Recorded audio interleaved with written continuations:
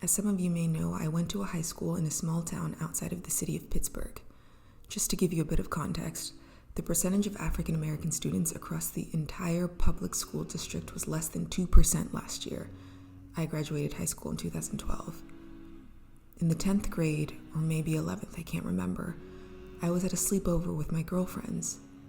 As we were falling asleep, something popped up on the TV. If I remember correctly, it was a news segment about something that happened in a predominantly Black community in Pittsburgh. Without missing a beat, that news segment prompted my friends to start talking about how/why they didn't like Black people.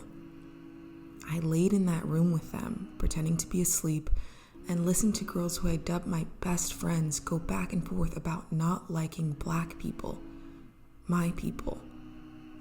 In that moment, I felt so invisible.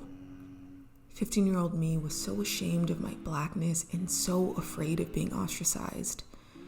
So ashamed and so afraid that I didn't say a word.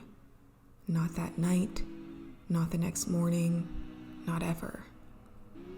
In that moment, I had the chance to have a compassionate conversation and plant the seeds of a different perspective in their minds, but I didn't. And for many of my younger years, instead of planting these seeds in my peers' minds, I chose to shrink myself and be silent. I tell you that story because I don't want you to ever think that your voice doesn't matter, because it does. Even in those small moments, your voice matters. One conversation has the potential to cause a ripple effect of change. Don't let the fear of being judged shrink you and stop you from standing up for what is right. Not everyone is going to agree with you, and not everyone is going to have love for you. But if you use your voice and stand up against the hate in the world, I promise you that at the end of the day, you will love yourself.